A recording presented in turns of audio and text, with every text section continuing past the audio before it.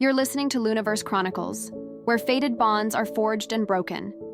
The world had not ended in fire or ice, but in two stark, unforgiving blue lines. Katherine stared at the pregnancy test, her mind a perfect white blank.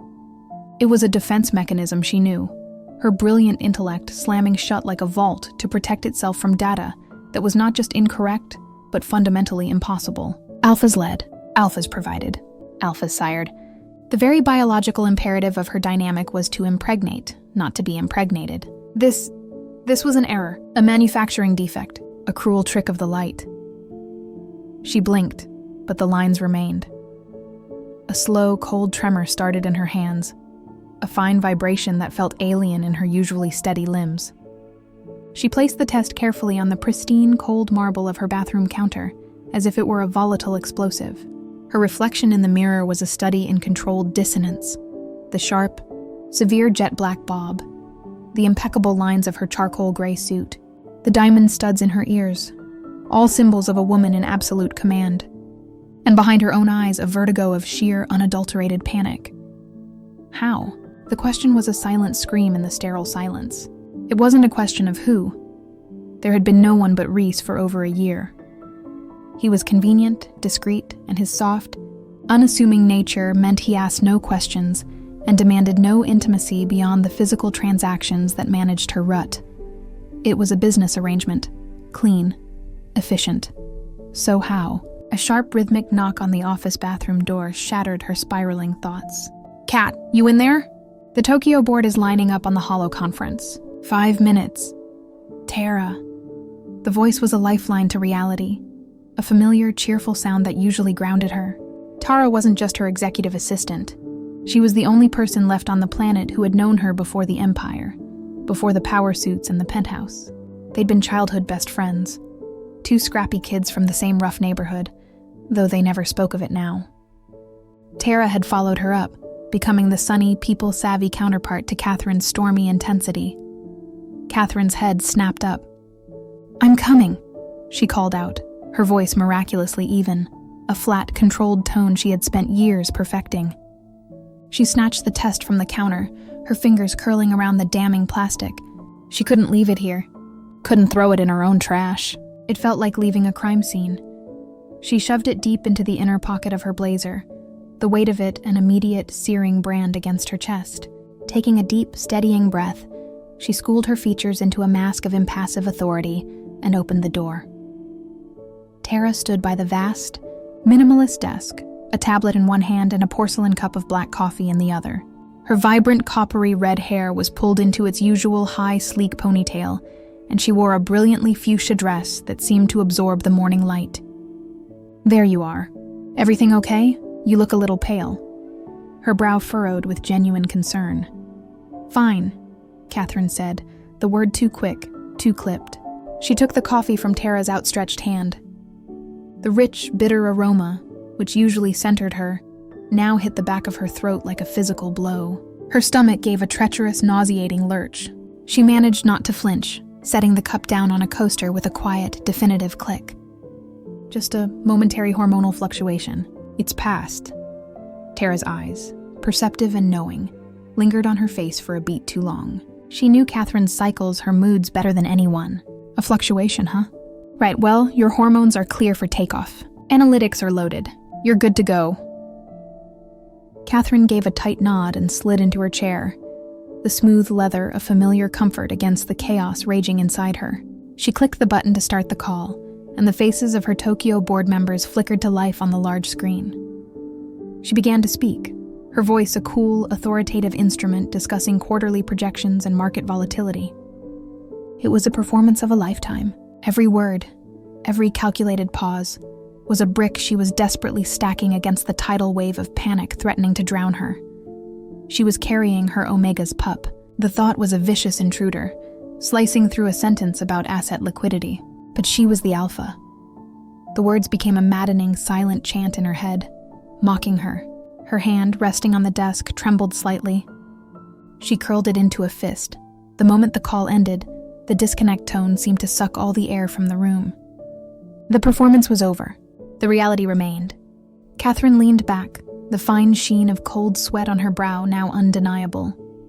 "Tara," she said, her voice low, stripped of its usual commanding resonance. Tara, who had been quietly organizing notes, looked up. "Yeah? Clear my schedule. For the next 2 hours. Something requires my immediate attention." She couldn't bring herself to call it urgent. Urgency implied a problem that could be solved. This felt like a diagnosis. "Katherine, you have the merger luncheon with—" "Clear it," Katherine repeated. And this time, a thread of her alpha power bled into the words, a subtle pressure that made the air hum. It wasn't a request, Tara didn't argue. Her fingers flew across her tablet. Done. But she didn't move to leave. She just stood there, a silent, waiting presence. Katherine looked at her, truly seeing her friend beneath the professional facade. The shared secrets of a lifetime passed between them in that look. Tara knew the weight Katherine carried. She was the only one who ever saw the cracks. "I need you," Katherine began, her voice barely a whisper. She cleared her throat, the sound unnaturally loud. "I need you to go to a pharmacy. Not the one in the lobby. One downtown. And I need you to buy—" she faltered. Saying it out loud would make it real. "I need you to buy one of every brand of pregnancy test they have." The silence that followed was absolute. Tara's face went through a rapid, unguarded series of emotions. Confusion, disbelief, and finally, a dawning, staggering comprehension. Her mouth opened, then closed. Pregnancy. "Katherine, what in the world? Is this some kind of corporate espionage thing? Did one of the rivals slip you something?" The absurdity of the question was a measure of her shock. "No, it's not that." Katherine's gaze was distant, fixed on the cityscape beyond her window. "It's a biological impossibility. A glitch. I need data. I need to prove the first one wrong." She finally met Tara's eyes, and the raw, unvarnished confusion and fear she allowed to show there was a silent plea. "Please." Tara's professional composure solidified into something else, the fierce loyalty of a lifelong friend. She nodded once, sharply. "Back in 20, don't do anything until I get back." She turned and was gone, her cheerful fuchsia dress a stark contrast to the grim mission. The moment the door clicked shut, Katherine's composure fractured. She stood up, pacing the length of the office, her mind racing down dark, paranoid alleys. A glitch, was it? Or was it an attack? Could Rhys have been tampered with? Hired by a rival to destabilize her? To create the ultimate scandal? A pregnant alpha CEO, she would be a laughingstock, her authority, her very identity, obliterated. The disgust returned, hotter now, mingled with a seething, targeted anger. If he had done this to her on purpose. Tara returned, her face flushed from hurrying, a plain paper bag in her hand. She placed it on the desk without a word. Katherine took it and retreated back into the bathroom, locking the door. The next 20 minutes were a surreal, silent ritual. She opened boxes, read instructions with a clinical detachment that belied her shaking hands, and waited. One by one, they delivered their verdicts. The cheap sticks showed their blue lines. The mid-range ones displayed plus signs. The digital one, the final arbiter, lit up with the word that sealed her fate. Pregnant. She was out of tests and out of denials. She walked back into her office, her movements slow, deliberate. She didn't drop the tests on the desk. She placed them there, one by one, arranging the damning evidence into a neat, horrifying line. Tara looked from the tests to Katherine's ashen face. "All of them?" "All of them," Katherine confirmed, her voice hollow. "But how is this even possible? The science, it doesn't work that way. You're an alpha. I'm aware of what I am." Katherine's control finally snapped, the words sharp and loud. She took a shuddering breath, forcing herself back from the edge. "This is not supposed to happen. It is a violation of natural order. My order." She pointed a trembling finger at the line of tests. And he did this. Rhys. The name hung in the air between them, charged with a new and dangerous significance. "What are you going to do?" Tara asked, her voice hushed. Katherine turned to the window, her arms wrapped tightly around herself. The city below was hers, and now, a single, quiet Omega with honey-brown curls had become the greatest threat she had ever faced. First, she said, the anger crystallizing into a cold, hard plan. I am going to have a conversation with my Omega, and he is going to tell me exactly what he has done to me. The sleek black town car cut through the rain-slicked streets of the city, a silent shark in a river of blurred lights. Inside, the world was hushed, insulated by the hum of the engine and the soft patter of rain against the tinted windows. Katherine sat perfectly still, her posture rigid against the supple leather seat. She stared out at the passing city, but she didn't see the gleaming skyscrapers or the bustling evening crowds. All she saw was the ghostly, accusatory line of plastic tests on her desk. Pregnant.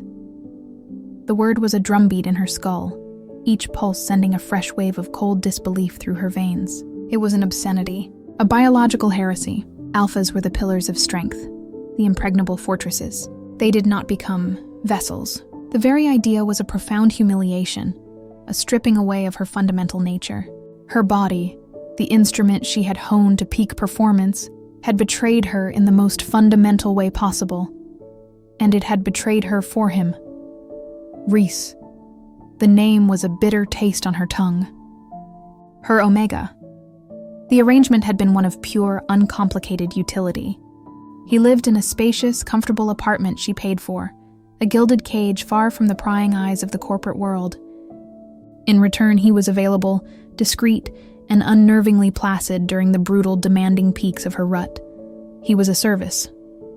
A convenience. A warm body with soft honey-brown curls and quiet eyes that never seemed to judge her, or so she had thought. Now that placidity felt sinister, that quiet compliance, a carefully laid trap. Had it been planned? Was he a pawn in a larger game, orchestrated by a rival to destroy her? A pregnant alpha CEO would be the scandal of the century. Her board's confidence would shatter. Her competitors would paint her as unstable, a biological anomaly unfit to lead. The anger was a welcome burn, scalding away the cold terror. It was easier to be furious than to be afraid. The car pulled up to a modern, discreet apartment building in a quiet, upscale neighborhood. It was the kind of place that valued privacy above all else, which was why she had chosen it. "Wait for me," she instructed the driver, her voice like chipped ice. She didn't use a key. She never carried one. Her presence was her key. The doorman, a beta who knew better than to make eye contact, simply nodded and buzzed her in. The elevator ride to the penthouse floor was a slow, silent ascent into her own personal trial. She stood before his door, her fist clenched at her side. She could smell him from here. The faint, comforting scent of old books, chamomile, and the unique, warm, vanilla-like signature that was purely Rhys. An Omega's scent, designed to soothe and appeal. It had never affected her before. She was an alpha, her own pheromones a dominant force that could easily override such subtleties. Now it felt cloying, manipulative. She took a sharp, steadying breath, burying her turmoil under a glacier of control, and knocked. The door opened after a moment, and there he was. Rhys stood in the doorway, dressed in soft, gray sweatpants and a faded university sweatshirt. His hair a tousled mess of honey-brown curls as if he'd just run a hand through it.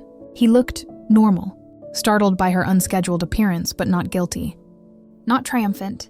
His expression was its usual quiet neutrality, with a hint of questioning confusion. "Katherine," he said, his voice a low, calm baritone that had always, infuriatingly, managed to be both submissive and steady. "I wasn't expecting you. Your rut isn't for another 2 weeks?" She didn't answer. She pushed past him into the apartment, her sharp heels sinking into the plush cream carpet. The place was exactly as she'd last seen it, warm, lived in, and achingly tranquil.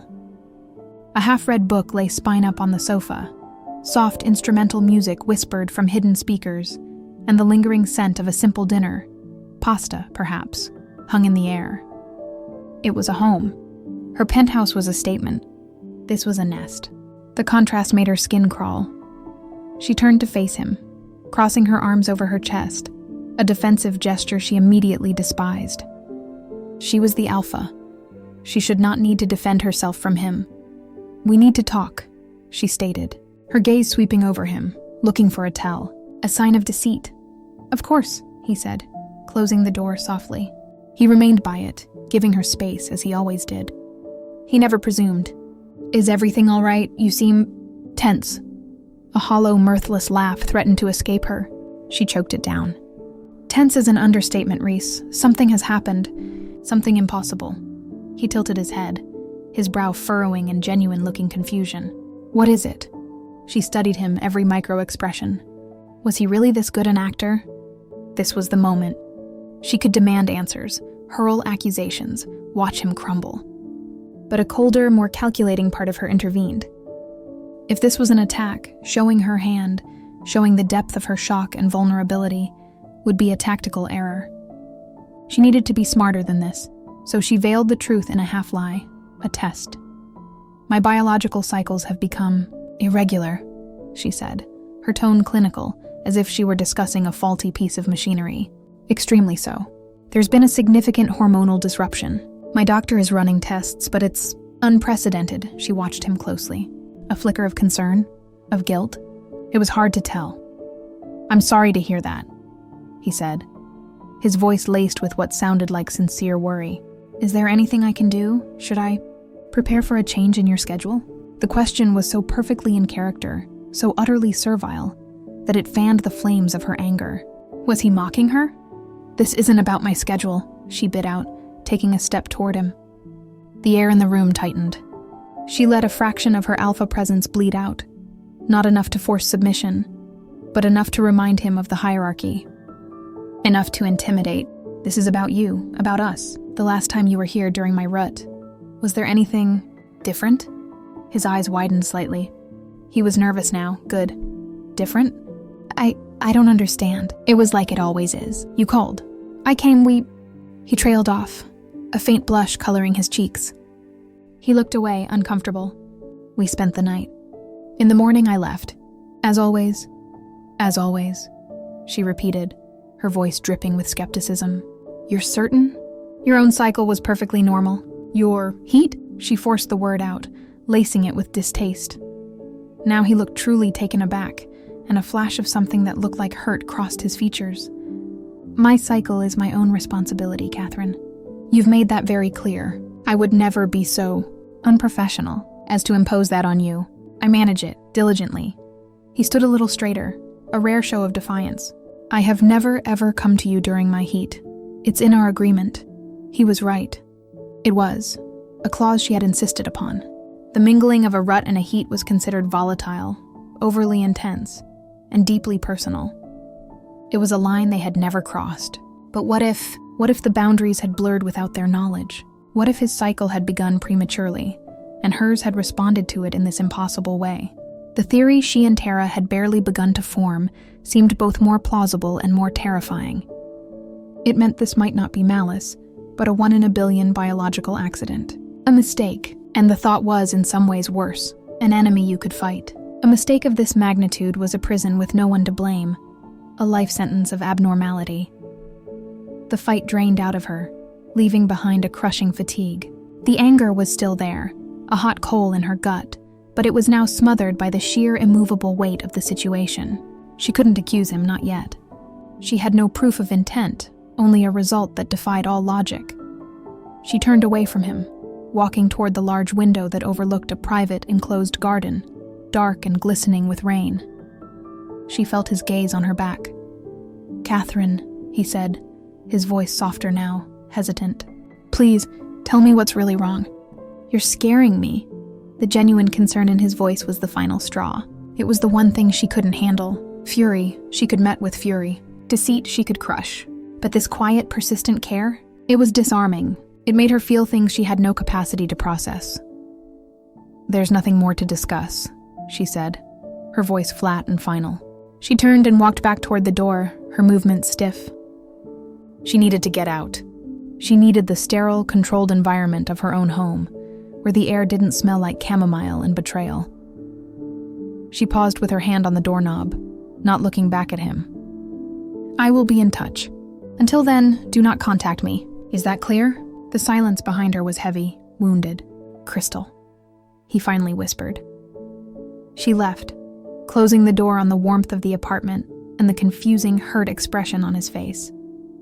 As the elevator descended, She leaned her head against the cool metal wall, closing her eyes. The encounter had yielded no answers, only more questions, and one terrifying new realization. As her anger had receded in his presence, something else had flickered to life in its place, a primal, instinctual awareness of the life growing inside her. And for one horrifying second, as she had stood there drowning in his scent, it hadn't felt like a violation. It had felt, impossibly, like a claim. The next week passed in a blur of controlled chaos and silent, screaming panic. Katherine became a ghost in her own empire. She moved through her penthouse and her corporate tower like a wraith, her sharp black bob a blade cutting through the air. She delegated the merger luncheon, citing a strategic need to focus on the Tokyo expansion.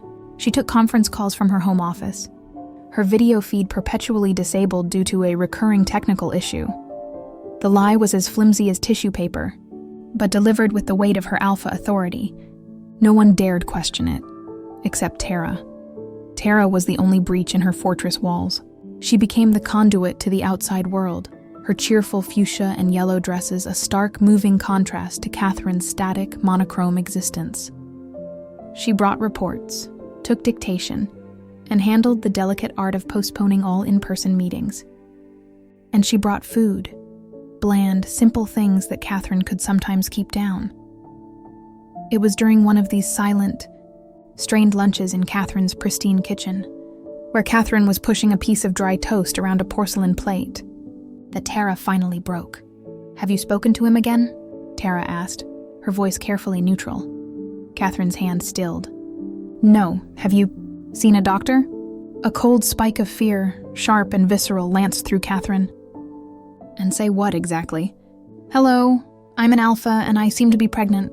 Please run your tests and then immediately leak the most sensational story in modern dynamic history to the press." She put the toast down, her appetite gone. "No, that is not an option." "Then what is the option, Kat?" Tara's voice was soft but insistent. "You can't just will this away. I've been researching, all night, every night. There are whispers, old medical journals, discredited studies, something called inverted dynamic expression." Katherine's head snapped up. "What is it?" "It's a theoretical genetic anomaly, a latent gene that can make an alpha's reproductive system receptive, but it needs a trigger, an overwhelming pheromonal event." Tara leaned forward, her coppery ponytail swinging. "Your last rut. You said it was more intense. What if Rhys was entering his heat? Not fully in it, but on the cusp? The combination could have been the trigger. A biological perfect storm. The theory landed not as a relief, but as a condemnation. It wasn't an attack. It was an accident, a random cruel twist of fate. The burden of it felt even heavier. There was no one to punish, no corporate enemy to dismantle. There was only the consequence growing inside her. The thought made her stomach roil.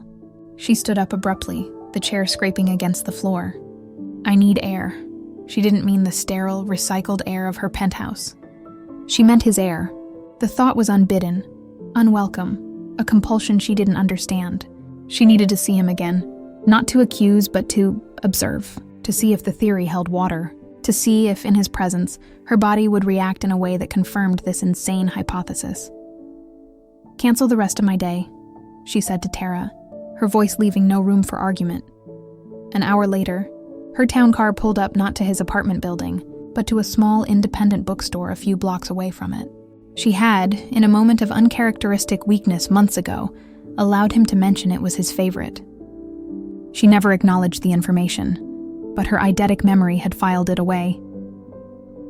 The bell above the door chimed softly as she entered. The smell was immediate and overwhelming. Old paper, binding glue, and the faint, unmistakable scent of chamomile and vanilla. He was here. Her heart hammered against her ribs, a traitorous, frantic rhythm. She moved through the narrow aisles, her senses on high alert, the books a blur of color and text. She found him in the poetry section, his back to her. He was wearing a soft, cream-colored sweater and dark jeans, and he was reaching for a book on a high shelf, his movements easy and unguarded. He wasn't alone. A female beta, a pretty woman with a bright smile and an easy laugh, was standing beside him, chatting animatedly.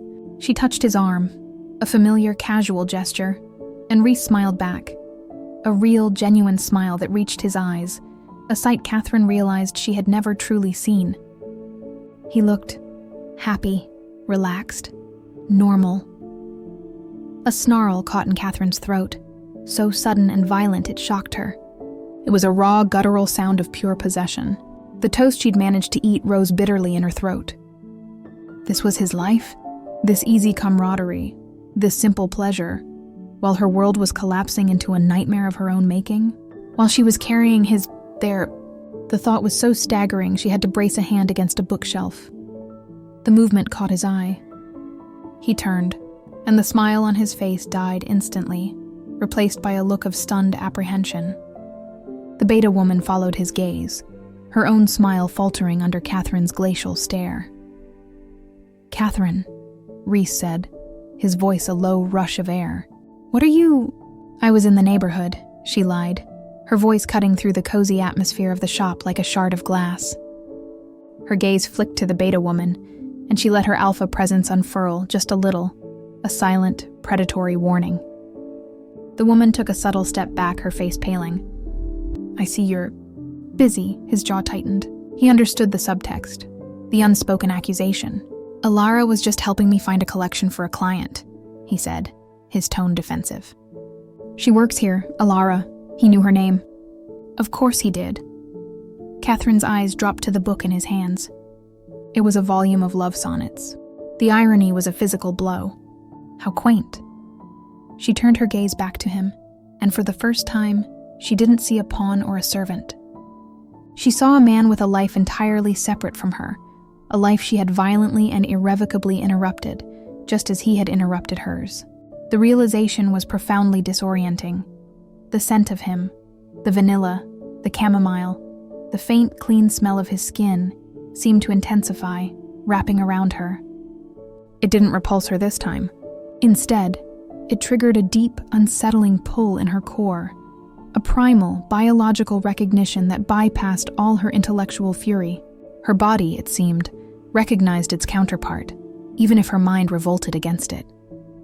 She felt a sudden, dizzying wave of nausea, not from disgust, but from the sheer, overwhelming sensory overload. She needed to leave. "Now, don't let me keep you from your work," she said, the words brittle. She turned on her heel and walked out of the bookstore, the bell chiming mockingly behind her. She didn't make it to the car. She barely made it around the corner into a deserted alley before she was violently, wrenchingly sick, leaning against the cold brick wall as her body convulsed, as she gasped for breath, wiping her mouth with a trembling hand. The truth finally, fully descended upon her. This was no longer a theoretical problem. It was a physical, all-consuming reality. Her body was changing. Her instincts were shifting. And the epicenter of this cataclysm was a gentle, confusing Omega with honey-brown curls who smiled at beta bookshop girls and made her feel a possessiveness so fierce it terrified her. Back in the safety of her town car, she closed her eyes.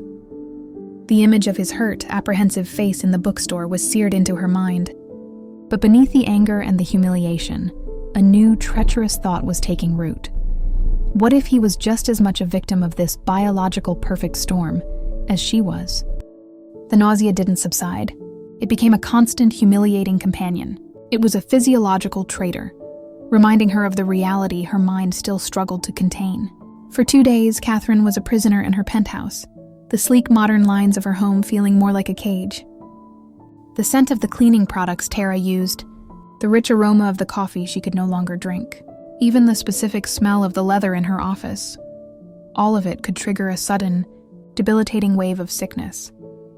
It was during one of these bouts, kneeling on the cold marble of her bathroom floor, that the final, fragile wall of her denial crumbled. This was not a corporate problem.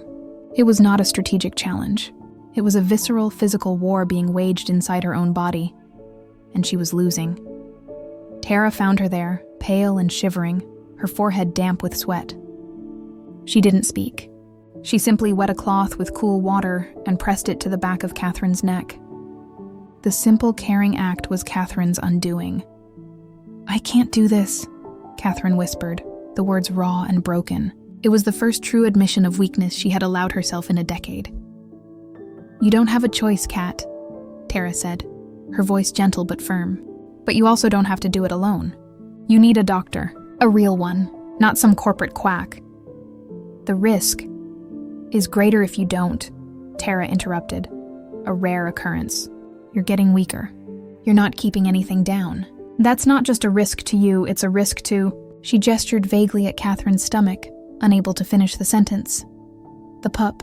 The thought was no longer an abstract horror. It was a specific, terrifying responsibility. The primal instinct to protect, to nurture, was a dull, insistent ache beneath the layers of anger and disgust. It was the part of her that had recoiled at the sight of Alara. Not out of petty jealousy, but out of a fierce, biological drive to guard what was hers. I know someone, Tara said quietly, helping Katherine to her feet. A discreet dynamic specialist. Her practice is off the books. She caters to high-profile clients with sensitive situations. She's a beta, completely neutral. And her confidentiality is absolute. Defeated, exhausted, and truly frightened for the first time, Katherine nodded. Set it up. The clinic was not in a medical district. It was located in an elegant, unassuming brownstone in a quiet residential neighborhood. There was no sign, no receptionist.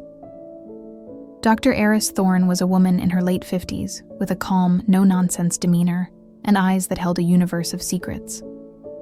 Her examination room looked more like a well-appointed living room.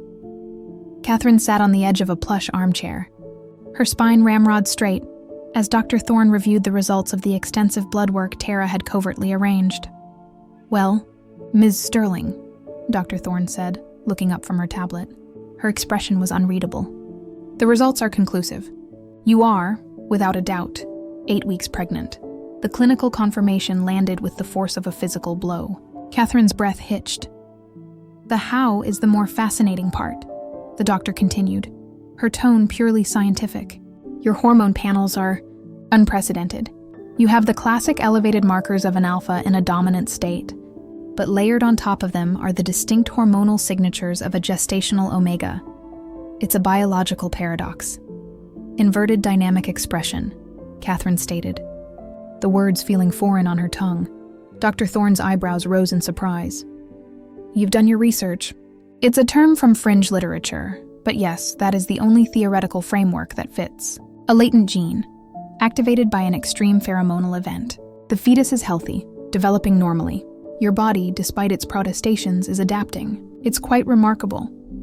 Remarkable, Katherine repeated, the word tasting like ash. She felt like a lab specimen. The morning sickness is severe, but manageable with medication I can provide, Dr. Thorne said, typing a prescription. The greater challenge will be the progression. An alpha body is not designed for this. As the pregnancy advances, you may experience a softening of your more dominant traits, a heightened sensitivity to pheromones, a need for nesting. Your body will prioritize the pup's needs over your own alpha nature. It will be a difficult psychological adjustment, a softening.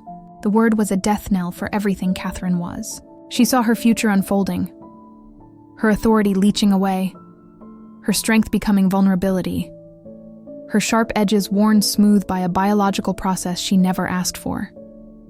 And the father? Dr. Thorne asked, her tone carefully neutral. Is he in the picture?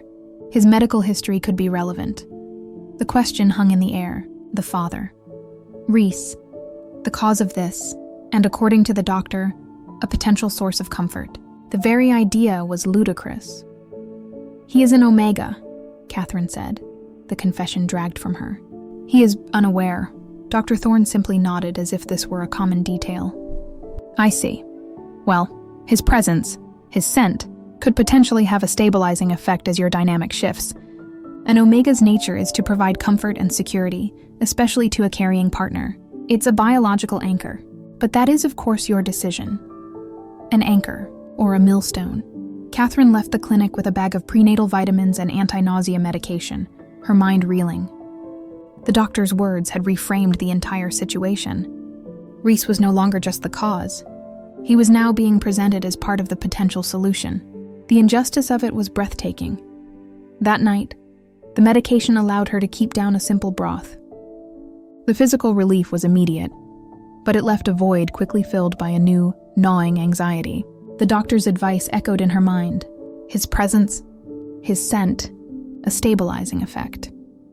Driven by a compulsion she couldn't name, She found herself standing in front of her walk-in closet. Pushed to the very back, behind rows of impeccable suits, was a single, soft cashmere sweater. It was Rhys's. He had left it behind after a rut months ago. She had meant to have it returned, but had never gotten around to it. Now she pulled it out. The scent of him, vanilla, chamomile, and something uniquely Rhys, was faint but unmistakable. It was the scent of the cozy apartment, of the quiet bookstore, of the man who smiled at beta shop girls. The man who was the father of her child. Hesitantly, she brought the sweater to her face and inhaled. The effect was not stabilizing. It was an earthquake. A wave of profound, dizzying calm washed over her so powerfully her knees went weak. The constant, low-grade anxiety that had been her companion for weeks simply dissolved. It was like a key turning in a lock deep inside her soul. Her shoulders, perpetually tight with tension, relaxed. Her breathing, which she hadn't realized was always slightly shallow, deepened. For the first time since seeing the blue lines, a semblance of peace settled over her, and with that peace came a clarity that was more terrifying than any of her anger had been. This was not a war she could win by force. Her body, her very biology, had chosen its side. It had chosen him. A low, wounded sound escaped her. She sank to the floor of her closet, surrounded by the armor of her old life, clutching the soft, scent-filled sweater of the man who had unraveled it all. She was carrying her Omega's pup, but she was the alpha. And for the first time, she understood that surviving this meant surrendering a part of the identity she had fought her whole life to build. The sweater became her secret shame and her only solace. For 3 days, she existed in a state of suspended animation. The world beyond her penthouse windows a muted diorama she no longer felt a part of. She conducted her empire via encrypted calls and terse emails, her voice a flat, authoritative drone that belied the turmoil within. But at night, when the silence of the vast apartment pressed in, she would retreat to the closet, the soft cashmere a tangible link to the epicenter of her chaos. It was the scent that did it. It didn't just calm the nausea or quiet the anxiety. It began to rewire her instincts. The doctor's clinical words, a softening, a need for nesting, were no longer abstract warnings. They became imperatives. Her pristine, minimalist penthouse, a testament to control and cold elegance, began to feel wrong. The sharp corners of her glass tables seemed hostile. The cool gray of the walls felt sterile and unwelcoming. It was a beautiful cage, not a home. The compulsion started subtly. She found herself ordering throw pillows in deep, jewel-toned velvets instead of the stark white ones she normally preferred. When they arrived, she arranged them not with geometric precision, but in a way that created a soft, inviting nook by the window. She bought a plush, impossibly soft blanket the color of a sunset, something she would have previously dismissed as frivolous. She caught Tara staring at the new additions, a knowing, cautious look in her eyes, but her friend said nothing. The final straw was the smell. Her penthouse smelled of lemongrass cleaner and cold, recycled air. It was the scent of a hotel, of a space that was occupied but not lived in. It was entirely devoid of the one scent her body was now screaming for. She was fighting a losing battle on 2 fronts, against the changes in her body and against the primal pull toward the father of her child. The anger was still there, a banked fire, but it was now directionless. The theory of a corporate attack had evaporated, leaving only the stark, biological truth of their situation. He was as much a pawn in this as she was. The realization didn't bring forgiveness, but it did carve out a space for a grim, shared reality. She couldn't bring him here, to her sanctuary. The very idea was a violation, but she couldn't stay here, slowly going mad with a need she couldn't articulate. There was only one other place where the scent was strong enough, real enough, to possibly quiet the storm inside her. She didn't call. She didn't announce herself. She simply went. When Rhys opened his apartment door, his expression was a complex tapestry of shock, wariness, and something else, a flicker of concern that made her stomach clench. He was dressed in his usual soft, comfortable clothes, a simple Henley and jeans, his honey brown curls a mess. He looked like he belonged in the warm, softly lit space behind him. "Katherine," he said, his voice guarded. He didn't move to let her in. She had prepared a speech, something cold and commanding about needing to discuss the situation. But standing there, bathed in the wave of his scent that poured from the apartment, the words evaporated. The primal part of her, the part that had been soothed by his sweater, surged to the forefront. Her carefully constructed composure cracked. She began, and her voice, usually so sure, wavered. She wrapped her arms around herself, a defensive gesture that felt pathetic. The doctor said, his eyes narrowed, the wariness deepening. "Doctor? What doctor? Are you all right?" The genuine concern in his voice, so at odds with her own coldness, was her undoing. The fight went out of her in a rush, leaving her feeling hollow and exposed. She looked past him into the apartment. She saw the worn, comfortable sofa with a book lying open, a half-finished cup of tea on the coffee table, the soft glow of a floor lamp. It was a nest. It was everything her body was suddenly desperately craving. "May I come in?" she asked, the question so quiet, so un-alpha-like, it was barely a whisper. The shock on his face was palpable. He had been braced for a confrontation, for more accusations. This quiet, almost broken request disarmed him completely. After a long, tense moment, he stepped back, silently granting her entry. She walked in, and it was like stepping into a warm bath.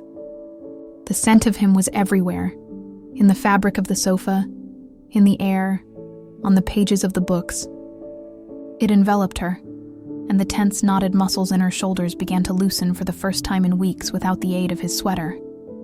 She stood awkwardly in the center of the living room, feeling like an intruder in a dream. "Why are you here, Katherine?" Rhys asked, closing the door but keeping his distance. "You made it very clear I wasn't to contact you. What's this about a doctor?" She turned to face him, her arms still wrapped tightly around her middle. There was no point in lies or half-truths anymore. The evidence was growing inside her by the day. "I'm pregnant," she said. The two words dropped into the quiet room like stones. Rhys stared at her, his face a blank slate of pure incomprehension. "What?" "Pregnant," she repeated, the word feeling both alien and terrifyingly final. 8 weeks. He shook his head slowly, a frown creasing his brow. "That's not possible. You're an alpha unless..." His eyes widened as the implication dawned. "You were with someone else?" The question, so innocent and logical, sparked a flash of her old fiery temper. "No, I was not with someone else," she snapped, the alpha edge returning to her voice. "There has been no one but you for over a year. This is yours." The color drained from his face. He took a stumbling step back, bracing a hand against the back of his sofa as if the floor had tilted. "Mine? But how? Katherine, that's impossible." He looked at her, his eyes searching hers for a sign of a cruel joke, a manipulation. He found only a stark, terrified truth. "The doctor called it inverted dynamic expression," she explained, her voice flat. "A latent gene, activated by a pheromonal overload. Your heat, my rut, a biological perfect storm." She watched as the reality of it crashed over him. The confusion, the disbelief, and then the dawning horror that mirrored her own. My heat," he whispered, his voice thick with guilt and shock. "I swear, Katherine, I didn't know. It was early. It was just starting. I thought I had it under control. I would never have come if I thought..." "I know." She cut him off, the anger deflating as quickly as it had risen. "I know you didn't. It was an accident. A catastrophic, 1 in a billion accident." He sank onto the sofa, running a trembling hand through his curls. He looked utterly shattered. "Gods, what are we going to do?" The "we" hung in the air between them, a bridge across a chasm she hadn't known how to cross. He wasn't denying it. He wasn't running. He was right here, in the wreckage with her. "I don't know," she admitted, and it was the most honest thing she had said to him. The admission cost her everything, and yet it also felt like a beginning. She stood there, in the heart of his territory, the mother of his child, and for the first time, they were not Alpha and Omega. They were just two people, trapped in an impossible situation, staring into an abyss together. The silence in the wake of her confession was a living thing, thick and heavy with the dust of shattered realities. Rhys remained on the sofa, his head in his hands, his breathing shallow. Katherine stood frozen, the admission of her vulnerability hanging in the air like a ghost. She didn't know what she had expected. Denial perhaps, or fear, but the profound shared shock that bound them now was something else entirely. An accident, Rhys finally repeated, the word a hollow echo. He looked up. His eyes, usually so calm, were wide with a storm of emotion. All this time, the irregularity you mentioned, it was this. He wasn't asking. He was piecing it together, and the picture was clearly painting her previous coldness in a new, terrifying light. You thought I did this to you on purpose. It wasn't a question. Katherine didn't deny it. She couldn't. Her silence was confirmation enough. A strange, wounded sound escaped him, part laugh, part sob. You believed I was capable of that, of weaponizing my own biology against you? The hurt in his voice was a physical force, more effective than any anger could have been. What was I supposed to think? She shot back, a defensive flare igniting, but it was weak, guttering out almost immediately. This doesn't happen, Rhys. It's an impossibility. When the impossible occurs, you look for a perpetrator, not a statistical anomaly. And did you find one? He asked, his gaze steady now, holding hers. In your investigation of me, did you uncover any plots? Any secret bank accounts from your rivals? She looked away, shame heating her cheeks. No. The fight seemed to drain out of him again, replaced by a weary resignation. So, here we are. His eyes drifted down for the first time to her stomach, still flat and hidden beneath her tailored clothes. The act felt more intimate than any they had ever shared. A new, different kind of tension filled the room. Awestruck, terrifying, and undeniably shared.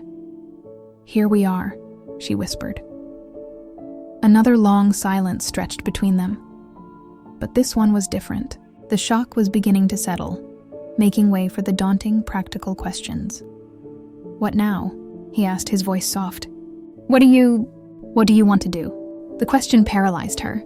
For weeks, her entire focus had been on the how, on the anger and the injustice of it. The what now was a cliff's edge she had been refusing to look over. I don't know, she admitted again, the repetition of the phrase making her feel weak, but also, strangely, more grounded in the truth. I can't think in my penthouse. The smells, the space, it's all wrong. The confession was ripped from her, another layer of her armor chipping away.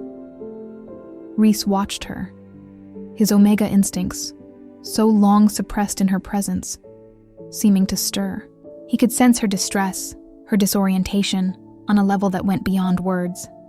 He saw the way her eyes flickered around his apartment, not with judgment, but with a kind of desperate hunger for the comfort it offered. Sit, he said, his voice quiet but firm. It wasn't a command. He would never dare. But a gentle suggestion, an offer of sanctuary. You look like you're about to fall over. She hesitated, every fiber of her alpha pride screaming at her to leave, to retreat, to handle this alone as she handled everything. But her body, her traitorous, rewired body, was already moving, sinking into the soft, worn cushions of an armchair opposite him. The moment she sat, a wave of exhaustion so profound it felt like a physical weight crashed over her. She had been fighting for so long. He stood and moved to the small kitchen, his movements quiet and efficient. She heard the clink of ceramic, the rush of water from the tap, the quiet hum of a kettle. He wasn't performing a service, he was nesting, providing. It was his nature, and for the first time she didn't see it as a weakness or a transaction. She saw it as a quiet, steadfast strength. He returned with a mug of steaming herbal tea, chamomile, of course, and set it on the coffee table near her. He didn't try to hand it to her. He simply made it available. Then he sat back down, giving her space, yet holding the space with her. They sat in silence for a long time, the only sound the quiet ticking of a clock and the distant hum of the city. Katherine stared at the steam rising from the mug, the soothing scent of chamomile mingling with his own, creating a cocoon of calm around her.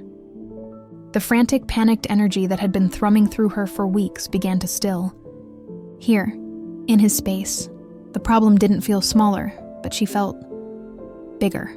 or at least less alone in facing it. "We don't have to figure it all out tonight," he said, his voice a low murmur that seemed to vibrate in the quiet space between them. The "we," again. It didn't feel like a burden this time. It felt like a rope thrown to a drowning woman. "My body is changing," she found herself saying, the words spilling out without her permission. She stared into the tea, unable to look at him. "The doctor said my alpha traits might soften, that I'll need security." She couldn't bring herself to say the word nesting. It was too humiliating. She expected pity. She expected him to seize this advantage, to see her vulnerability as his moment to gain the upper hand. Instead, he simply said, "That must be terrifying for you." The understanding in his voice was her undoing. It wasn't pity. It was empathy. He, of all people, understood the sanctity of one's dynamic, the horror of having it fundamentally altered against your will. A single hot tear escaped, tracing a path down her cheek before she could stop it. She wiped it away angrily, but the dam had broken. She cried then, silent, shuddering sobs she stifled into the sleeve of her blazer. She cried for the life she had lost, for the body that had betrayed her, for the terrifying, uncertain future. She cried for the weeks of fear and isolation, and she cried from the sheer, overwhelming relief of not having to hold it all together for one single, precious moment. Rhys didn't try to comfort her physically. He didn't move from his spot. He just sat, a steady, silent presence in the storm of her grief, his own eyes shining with unshed tears for the chaos they were both now caught in. He simply let her fall apart, and in doing so, made it safe for her to do so. When the tears finally subsided, leaving her hollowed out and raw, she looked up. The room was darker now, the city lights twinkling outside his window. The mug of tea was still there, warm and waiting. He was still there. "You can stay," he said softly, his voice rough with emotion. "The guest room is made up. Or I can call your car. Whatever you need, what she needed." It was the only question that mattered now. And for the first time, the answer wasn't about control, or dominance, or winning. It was about survival. It was about the faint, fluttering anchor of his scent, and the terrifying, burgeoning truth that she didn't want to be anywhere else. "I'll stay," she whispered into the quiet dark. Dawn painted the city in hues of rose and gold, but Katherine was awake long before, watching the light creep across an unfamiliar ceiling. She had slept in Rhys's guest room, in a bed that was softer than her own, surrounded by walls that held the gentle, lingering echo of his scent. For the first time in weeks, she had slept through the night without waking to a churning stomach or a spiraling panic. The peace she had found was so profound it felt like a different dimension, and it terrified her. She lay perfectly still, listening to the quiet sounds of the apartment. The soft creak of a floorboard, the distant hum of the refrigerator, the sound of a kettle being filled. Rhys was awake. A part of her, the old, proud alpha, screamed that she should get up, put her armor back on, and leave before this fragile truce could solidify into something more. Before she became accustomed to this comfort. But a newer, quieter voice, one that had been born of exhaustion and nurtured by chamomile and understanding, held her in place. This was what her body needed. This was what the pup needed. The doctor's words weren't a warning. They were a prescription. His presence, a stabilizing effect. She finally rose, her movements slow. She didn't bother to put on her blazer, walking out into the living room in her tailored trousers and silk blouse, feeling exposed yet strangely comfortable. Rhys was in the kitchen, his back to her. He was scrambling eggs, and the simple domestic smell was overwhelmingly appealing. He turned, a flicker of surprise in his eyes at seeing her up, followed by a cautious, tentative warmth. "I thought you might be hungry," he said, his voice a low rumble in the quiet morning. She simply nodded, unable to form words around the lump in her throat. She sat at the small breakfast table watching him. He moved with an easy grace, plating the eggs with a piece of toast, setting it in front of her with the same quiet care he had shown with the tea. It wasn't servitude. It was provision. It was care, and she was starving for it. She ate, the food settling in her stomach without protest. The silence between them was no longer charged with conflict or shock, but with a fragile, burgeoning understanding. They were two survivors on a life raft, learning the rhythms of the sea. "We can't hide forever," she said finally, pushing her empty plate away. The corporate CEO was reasserting herself, but her tone was different, softer. She was including him in the planning. "I know," he replied, leaning against the counter, his arms crossed. "What's the plan?" "The board knows I'm dealing with a prolonged medical issue. That can only last so long. Soon I'll start to show. The rumors will start." She took a deep breath. "We need to control the narrative before it controls us." He looked at her, really looked at her, and she saw no fear in his eyes, only a steady resolve. "What does that mean?" "It means we have to tell a story. Our story." The words felt foreign, but right. "We present a united front. We say that against all odds we formed a bond. That this pregnancy, while medically unprecedented, is a testament to the strength of that bond. We make it a story of wonder, not a scandal." She watched him process this. It was a gamble of epic proportions. It would put him, a quiet Omega, directly in the blinding glare of the spotlight she inhabited. It would make him a target for scrutiny, for gossip, for every bigot who believed their dynamics should never mix in this way. "You'd do that?" he asked, his voice barely a whisper. "You'd acknowledge me? Publicly?" The question held a world of pain from all the times she had not acknowledged him, had treated him as a secret. Shame, hot and fresh, washed over her. "It's the truth," she said, and it was the most honest she had ever been. Not the whole truth, perhaps. Not about the beginning, but the part that matters now. "It's true." She met his gaze, her own unwavering. "You are the father of my child. That is a fact that cannot be hidden, and one I will not be ashamed of." The air left his lungs in a soft rush. He looked down, a slow, genuine smile touching his lips for the first time since she'd arrived. It was a smile of relief, of validation, of a future dawning where he wasn't a dirty secret. "Okay," he said, looking up, his eyes clear and certain. "Okay." A united front. The decision felt like the first solid ground she had stood on in months. But it came with a price. A united front required more than a story. It required a foundation, and their foundation was a lie built on utility and accident. To sell this, they would have to bridge the chasm between them for real. It started that day. He didn't ask her to leave, and she didn't offer to go. It was an unspoken agreement. She worked from his apartment, her laptop open on the coffee table, while he read or puttered in the kitchen. They existed in a quiet parallel harmony. He learned the signs of her nausea, and would wordlessly bring her a cracker or a glass of ginger ale. She in turn found herself asking his opinion on minor corporate communications, not because she needed it, but because she wanted to include him. The banter came slowly, a tentative back and forth that was no longer laced with barbs.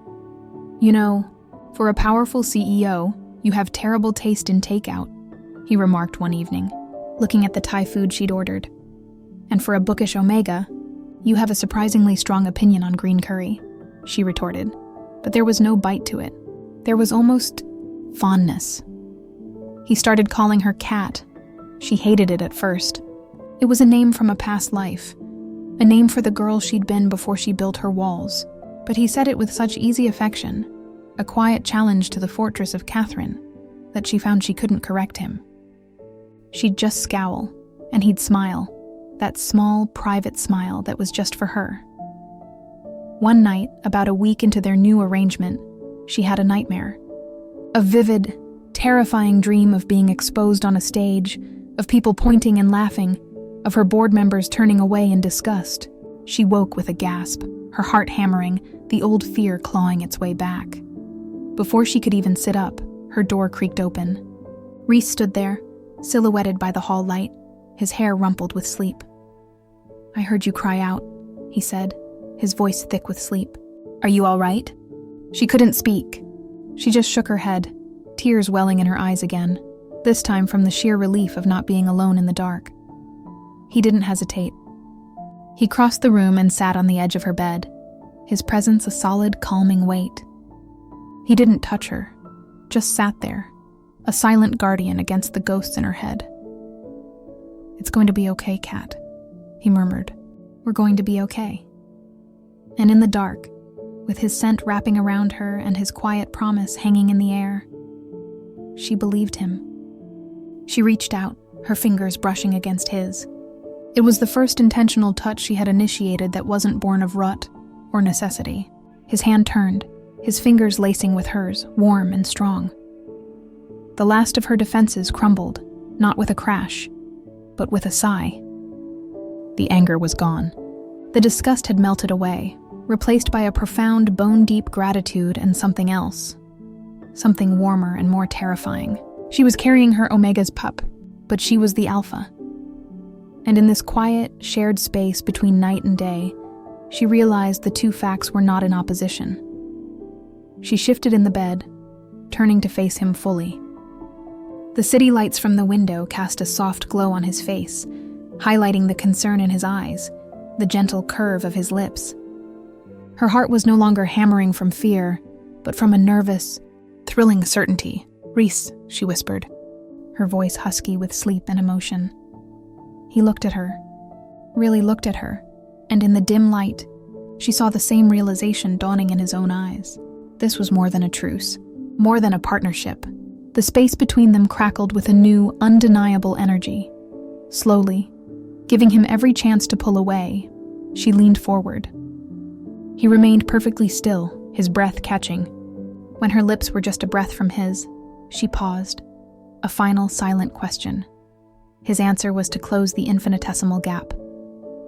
The kiss was not hungry or demanding. It was not like any kiss they had ever shared before.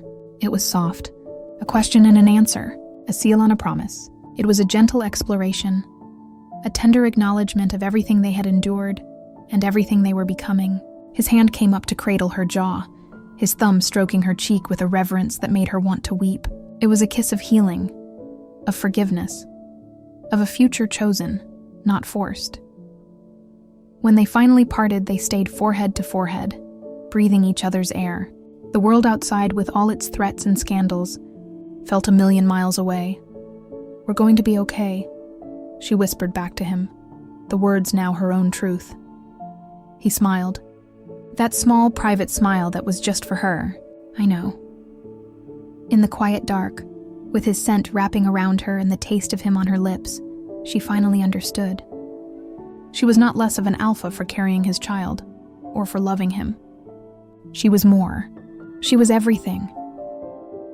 If you need more dramatic stories like this, make sure to subscribe to the channel.